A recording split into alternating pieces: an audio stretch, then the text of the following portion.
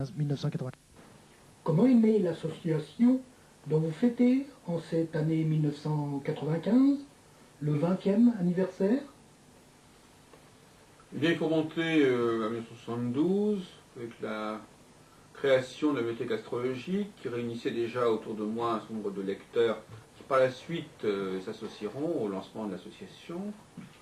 Il faut également parler du fait que j'ai été en 1973 vice-président du Centre national d'astrologie. À ce titre, nous avons préparé avec le Centre national d'astrologie le congrès de septembre 1974, congrès international organisé avec l'ISAR, l'International Society of Astrological Research, dont finalement j'ai été un des principaux animateurs et qui m'a en quelque sorte lancé dans ce milieu. Et puis finalement, je pense qu'on peut parler d'une sorte de sécession. Le Centre national d'astrologie était en train de se disloquer avec le départ et l'organisation de structures parallèles de la part de Jean-Pierre Nicolas, de Loisel et de moi-même.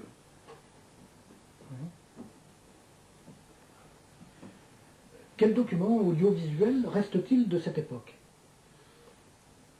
Alors, en ce qui concerne les documents que nous avons pour l'année 75-74, nous avons en 74 un film qui a été tourné par la cinéaste Aude Bitton pendant le congrès de septembre à l'hôtel Méridien, à Porte-Maillot.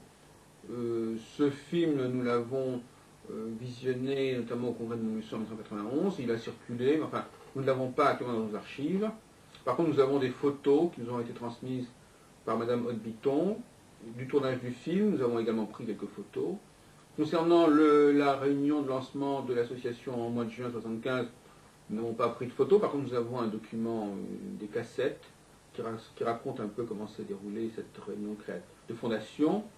Et puis, pour le congrès de décembre 1975, ainsi que pour les activités de lancement de l'école d'astrologie, nous avons un certain nombre de petites photos qui sont généralement des polaroïdes.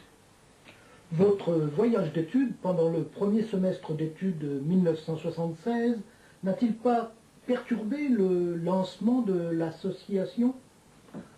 C'est un fait que mes activités associatives ont toujours été menées parallèlement à des travaux de recherche et que là j'étais en doctorat, je faisais une thèse qui sera soutenue en 1979 sur les rapports entre astrologie et judaïsme au Moyen-Âge, et que pendant le premier semestre 1976, j'ai été presque tout le temps en Israël.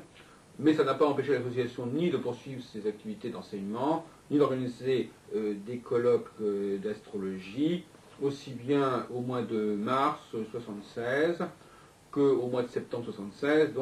Mais enfin, il faut savoir qu'il y avait ce handicap.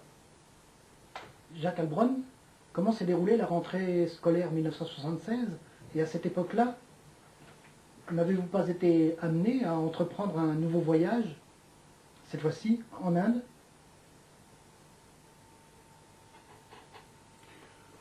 Alors la rentrée 76, eh bien, nous déménageons, nous quittons l'église américaine pour nous installer au foyer international d'accueil de Paris, dans le 14e arrondissement, rue Cabanis, lieu où beaucoup de choses vont se faire, notamment beaucoup de colloques. Ce sera un des lieux sacrés, je dirais, de l'astrologie parisienne pendant un certain temps. De nouveaux responsables se mettent en place au MAU, notamment Jacqueline Bonny-Belluc, qui va être la secrétaire générale de l'association. Des cours ont lieu, avec notamment Evelyne Réjard et Michel Choc. Enfin, une première équipe, une première génération d'enseignants va exercer ses talents.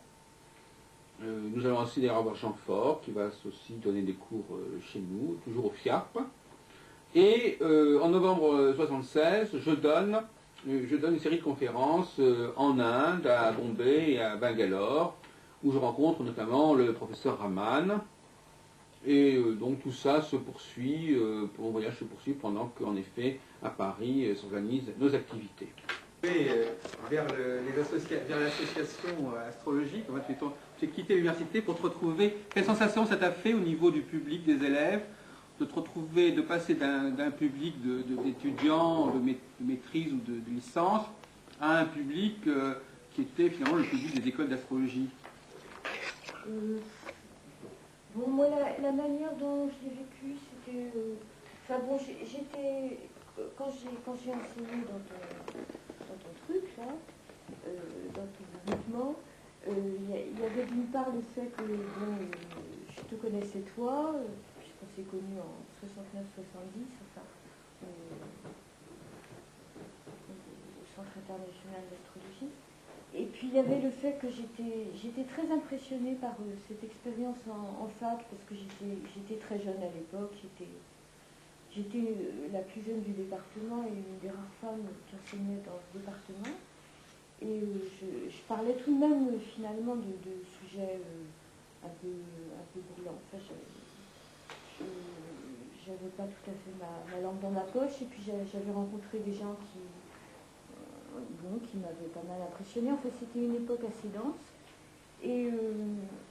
Et en fait, c'est juste après ce moment-là que Jacques a commencé ses enseignements, ses colloques et ses rencontres. Donc, moi, de toute façon, ça m'a fait une impression très différente du Centre international d'astro.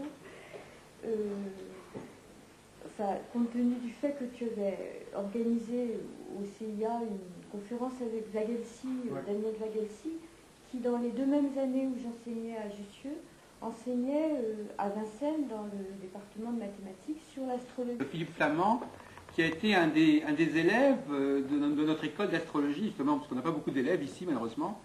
Un des élèves qui a évolué. Est-ce que tu as des souvenirs, donc, dans ces années 75, 76, 77, quelle était l'ambiance de l'école d'astrologie à cette époque-là? D'un nombre très vivant, on passait beaucoup de gens, certains qui restaient pendant 1 an ou 2, d'autres pour quelques cours qui venaient voir. Un enseignement très varié. Il y avait de l'astrologie, de la chiromancie, différentes techniques d'astrologie. Il y avait beaucoup de choses qui se passaient. Je me souviens de Françoise Hardy qui venait prendre des cours. Et voilà, c'est là où j'ai commencé à apprendre un peu l'astrologie.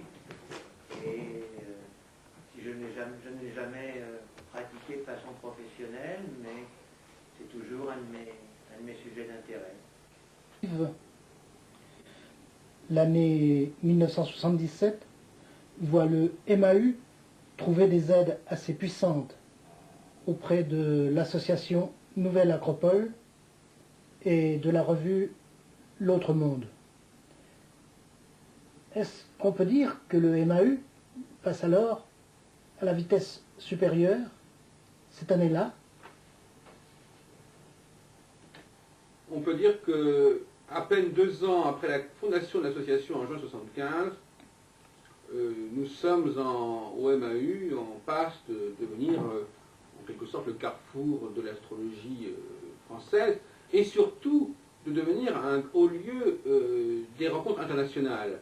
Nous sommes dans une période qui va être assez limitée dans le temps, où la France est un lieu où participent beaucoup d'étrangers, et par la suite, malheureusement, elle va se replier sur elle-même. Le fait que je connaisse beaucoup de langues étrangères facilite les contacts, notamment avec les Espagnols, avec lesquels nous avons organisé en novembre 1976 un premier congrès en province à Reims, avec notre ami Dominique Devy, qui est alors le vice-président, en compagnie aussi de Georges Duperron, l'autre vice-président. Et en 1977, de nouveaux contacts vont se faire avec la Nouvelle Acropole, qui apporte une certaine logistique au niveau vraiment des affiches, et l'autre monde qui apporte ses idées et également le support de sa revue. Et tout cela va déboucher notamment sur le grand congrès sur l'ère du Verseau de septembre 1977, qui lui-même donnera lieu à un ouvrage qui est un des rares ouvrages qui rendent compte de nos colloques, c'est-à-dire l'Aquarius ou l'annuaire du Verseau. Donc effectivement, l'année 77, qui va se prolonger, on va le voir, en 78, ce sont, d'une certaine manière, c'est un des grands moments de la domination du MAU en France et je dirais en Europe. En étudiant le matériel audiovisuel et les documents de l'époque, il me semble qu'il y ait 2 moments forts en 1978 pour le MAU. Le congrès de Saint-Maximin et le congrès international qui se tint à la rentrée de septembre et pour lequel nous disposons d'un film. Alors l'année 78, effectivement, voit le MAE organiser jusqu'à 5 congrès. Je crois que c'est un record absolu. 2 congrès en province, à Saint-Maximin au mois de juin et en décembre à Lille, et 3 congrès à Paris, un au mois de février sur la grande conjonction, un autre au mois de mai sur astrologie et sciences, et un à la rentrée en septembre sur l'enseignement de l'astrologie. Donc à la fois une très grande diversité de lieux, de sujets. Alors nous allons voir ce premier film, qui à mon avis, comme on dit, un film vaut mieux qu'un long discours, où l'on voit évoluer toute cette population de gens qui, à cette époque-là, fréquentaient le mouvement astrologique unifié. Film muet, sur lequel donc je pourrais faire un certain nombre de commentaires et donner un certain nombre de références.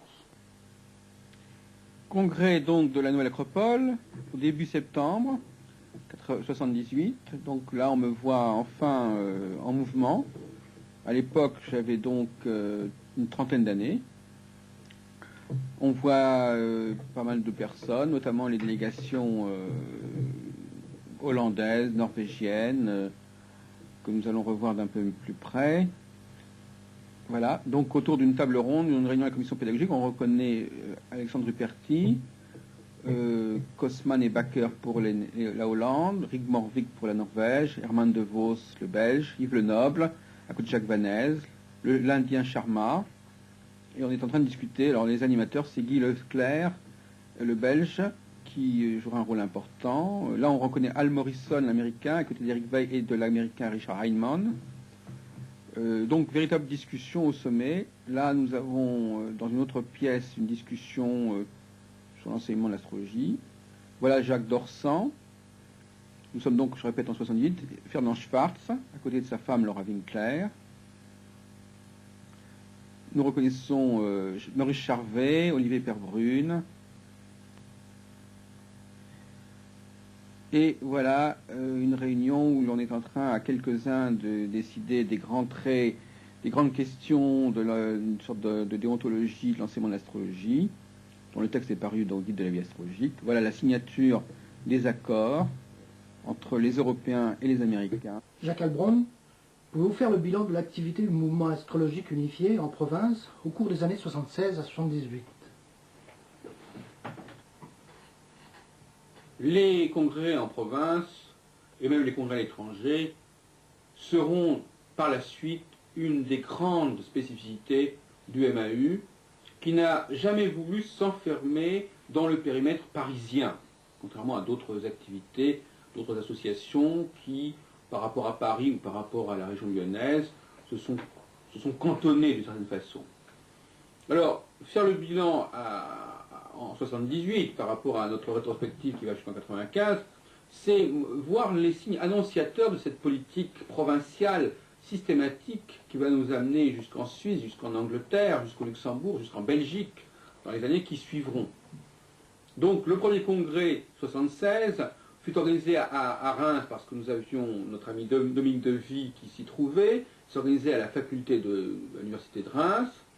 Bon, ce sont des congrès qui ont plus ou moins bien fonctionné d'une certaine manière. Il n'était pas toujours facile de faire venir tout un public, mais par contre, au niveau mobilisation des astrologues, il n'y a jamais eu de problème pour le faire venir. Alors, le cas le plus remarquable, c'est quand même la grande messe astrologique de Saint-Maximin, je crois qu'il restait dans toutes les mémoires, dans un cadre qui était celui du monastère de Saint-Maximin, à proximité d'Aix-en-Provence, et où effectivement tout le Gotha, tout le gratin de l'astrologie était venu se réunir et se retrouver à mon invitation. Et puis le congrès de Lille, à la fin de cette période, donc en fin 78, où sont venus les Espagnols, où est venu Edith Wangman, et où on a établi une sorte de confédération européenne de l'astrologie, bon, qui a plus ou moins fonctionné, et qui sera suivi de nombreux autres essais. Mais donc le congrès de Lille est symptomatique justement à la fois d'une brique provinciale, d'une volonté aussi d'organiser des activités avec d'autres associations, car le congrès de Lille sera organisé avec l'INAC, l'Institut national d'anthropocosmologie de Liège, nos amis Jean Oyou, Zévart, etc. Et il fut également le lieu d'une rencontre et également de signature au niveau international entre différents pays européens et la création d'un axe qui serait un axe Madrid, Paris, Bruxelles et l'Allemagne, voyez-vous. Donc je crois que nous terminons cette année 78 avec tous les éléments qui vont par la suite marquer la spécificité de notre association et notamment en 79 l'organisation d'activités sur la Côte d'Azur qui va être pendant un certain temps un point de chute important de nos activités. Précisément, Jacques Albron, à la lecture du guide de la vie astrologique, il nous semble intéressant de vous interroger sur la stratégie d'expansion territoriale du MAU, notamment vos activités dans la région Rhône-Alpes, en Suisse, sur la Côte d'Azur et sur le littoral atlantique pour l'année 1979. 79, en effet, marque une volonté d'expansion, de présence géographique systématique au niveau national, qui est tout à fait particulière au MAU. Nous avons donc effectivement au mois d'avril 79 un congrès à Nice, qui est organisé d'ailleurs pour contrer d'une certaine manière la présence de la Société française d'astrologie dans la région, qui permet de faire appel à des gens comme Jacques Dorsan notamment à Nice. Et un autre congrès d'ailleurs aura lieu dans la région niçoise à Châteauneuf-le-Comte avec Marie Staras au mois de septembre. Enfin, nous sommes particulièrement satisfaits de nos actions dans la région Rhône-Alpes, qui était le fief du GRH, puisque nous le cernons à la fois du côté genevois en organisant un colloque en 79 à Genève, et à la fois du côté grenoblois en organisant une sorte d'université d'été avec Alain Chevillard, Alain Bain, et où nous faisons venir toutes les personnes qui ont l'habitude de venir. Donc si vous voulez, nous avons montré que nous avons des revendications dans cette région, qui d'ailleurs se confirmeront en 84 par le congrès que nous organiserons à Lyon même. En ce qui concerne le littoral atlantique, nous avons eu quelques déboires, puisque nous avons été obligés d'annuler un colloque qui a été préparé avec les savoirs de Olivier Brochard, qui aura lieu finalement, on fera un autre congrès en 83, et nous avons néanmoins organisé à La Rochelle une sorte de réunion rassemblant Georges Duperron, Olivier Brochard, Didier Racot, pour mettre en place une sorte de groupe astrologique du littoral atlantique. En décembre 1979, vous organisez à Paris la première exposition de photos des activités du MAU depuis sa fondation. Mais en même temps, on constate que vous ne tiendrez plus de colloques dans la capitale jusqu'en 1987. Privilégiant désormais les activités en province et à l'étranger, nous disposons d'un film qui couvre ce dernier colloque, concluant une première série brillante de rassemblements parisiens. Une certaine lassitude, effectivement, peut-être, au niveau des colloques parisiens me prend, et désormais je serai beaucoup plus motivé à organiser des activités en province et à l'étranger. Là, nous voyons nos amis Alain Kieser, Solim, Hector Leuc, André Delalande qui est bientôt décédé, Georges Duperron, Jacqueline Bonny-Belluc. Mais néanmoins, les colloques ne sont pas notre seule activité. Les éditions de la Grande Conjonction, le Centre Providence, le constituant d'un syndicat national d'enseignement astrologique. Voilà le bilan de l'année 79. Le MAU n'est pas consacré, n'est pas enfermé dans une seule activité de colloque, loin de là. Fonder le Centre Providence, créer un syndicat des enseignants, pouvez-vous faire le bilan pédagogique du MAU au cours de ces 4 premières années d'existence? Donc effectivement, entre 75 et 79, parallèlement au colloque, nous avons eu un autre pôle pédagogique, avec un nombre important d'enseignants, dont on peut dire que d'une certaine manière, notre école a plutôt été un centre de formation des enseignants, tout autant, sinon plus, qu'une école proprement dite. Parmi les noms, je signerai quand même celui de Marielle Clavel, Garel, celui de Catherine Aubier, celui de Jacqueline Bonny-Belluc, celui d'Olivier Perbrune, pour les premières années. J'en ai déjà cité d'autres précédemment. Et en 79, donc, nous allons nous installer à peu près définitivement, et jusqu'à aujourd'hui, dans les locaux de la rue de la Providence, dont le nom est évidemment bien choisi. Et chaque année, nous aurons tout un lot d'enseignants qui vont proposer différents services, différentes formes d'astrologie à un certain nombre d'élèves. Et donc en cette année 79, je fonde le syndicat national des enseignants en astrologie, le SNEA, dont au bureau on trouve Catherine Aubier, on trouve Jacqueline Bonibellic, donc quelque part c'est une façon de relancer un peu l'équipe du MAU. On trouve également Michel Louis. On ne peut pas dire que ce syndicat aura eu énormément d'influence, etc. Mais enfin, par la suite, je contacterai René Zuilly pour s'occuper de ce syndicat, et de fil en aiguille, Zuilly prendra contact avec le syndicat, un précédent syndicat national de Jean Bernier qui d'ailleurs avait été présent à la création du mouvement astrologique unifié en juin 1975. A été marqué par, d'une part, une sorte de marathon de 15 jours au mois de juin, d'autre part, par le congrès de Bruxelles en septembre. Pouvez-vous revenir sur ces moments forts? Alors effectivement, on ne peut pas dire qu'on ait baissé de régime en 1980.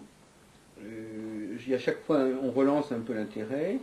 Et effectivement, je me souviens de cette période de manière assez exaltante, puisqu'on a commencé, je crois, au mois de juin, donc par un congrès à Strasbourg, suivi d'une semaine à Genève, suivi encore d'un congrès pendant le week-end à Nice, suivi encore d'une semaine à Tours.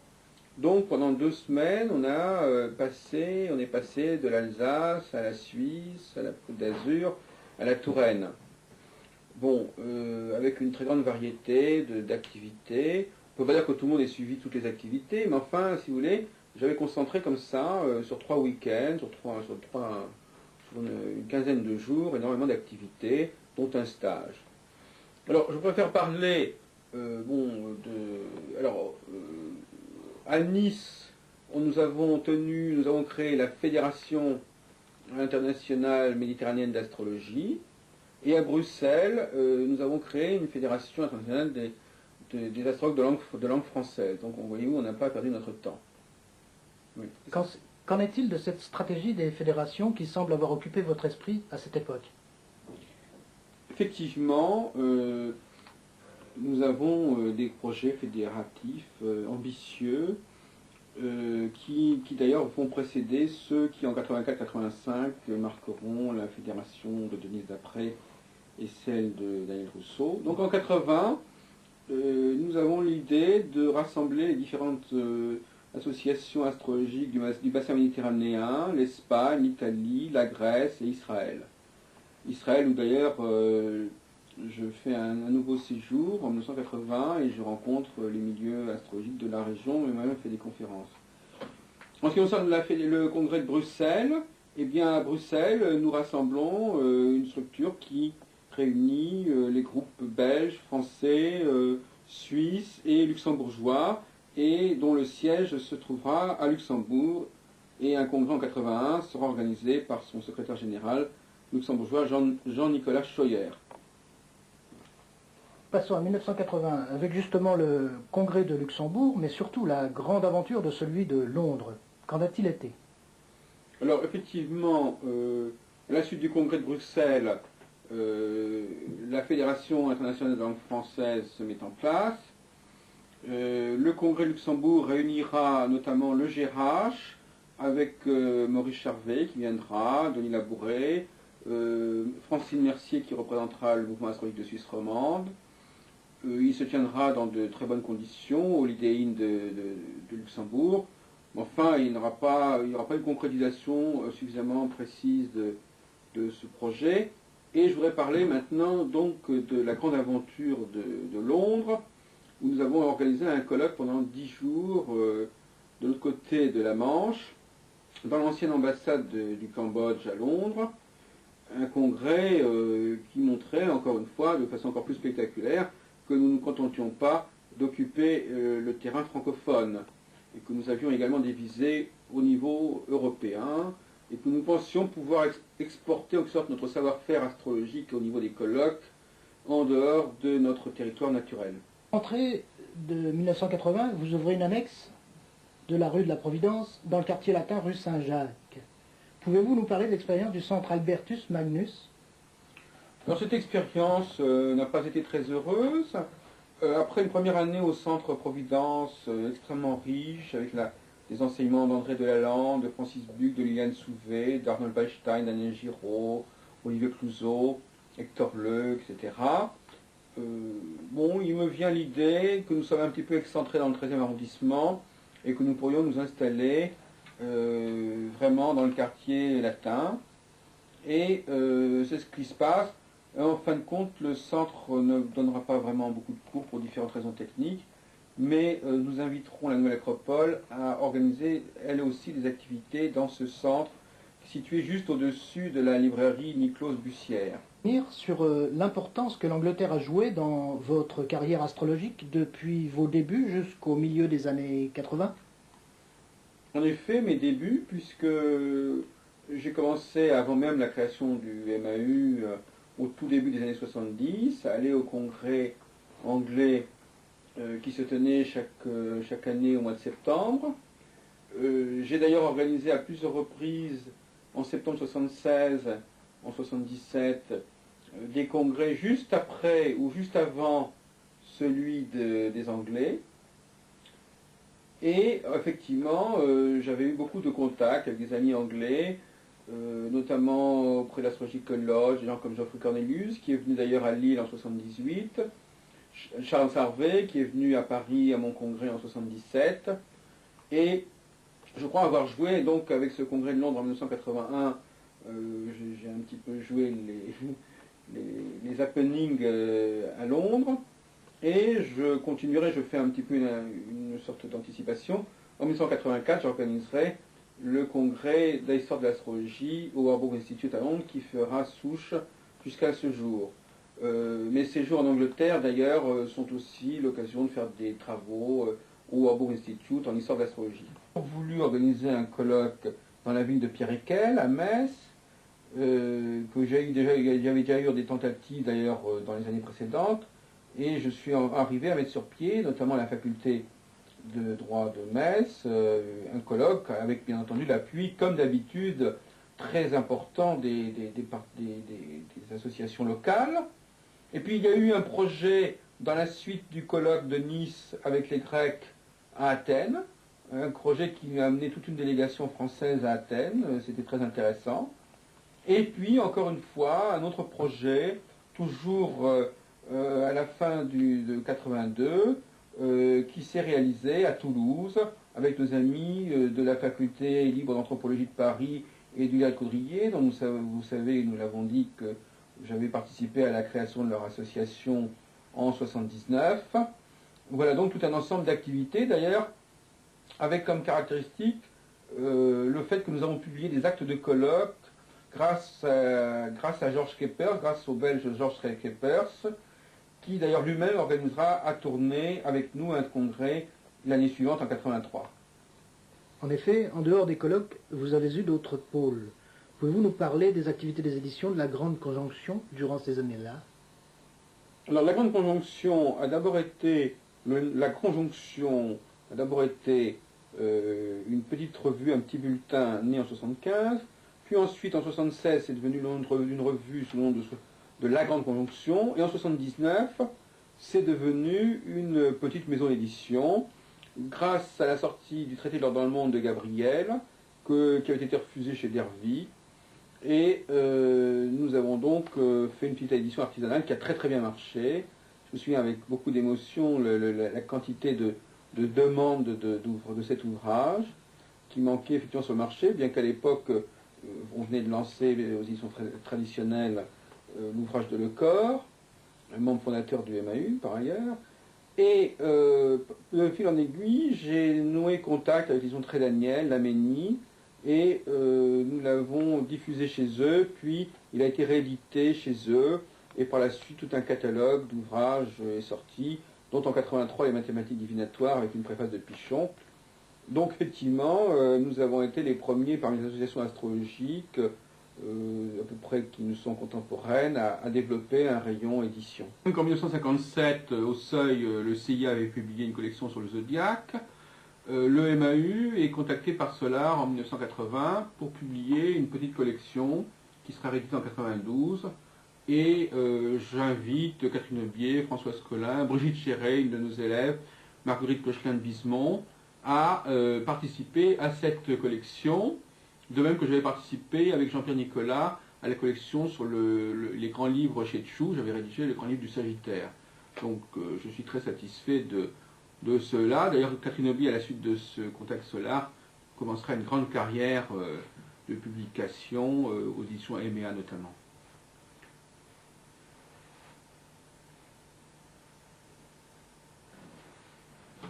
C'est effectivement un pôle important. Je crois que nous avons joué un certain rôle. Le congrès de 1980, d'après Braille lui-même, a relancé, a réveillé la vie astrologique belge, et nos relations avec l'Astrogroupe de Bruxelles de Georges Keppers ont abouti à un assez beau congrès à Tournai, près de la frontière française, non loin de Lille.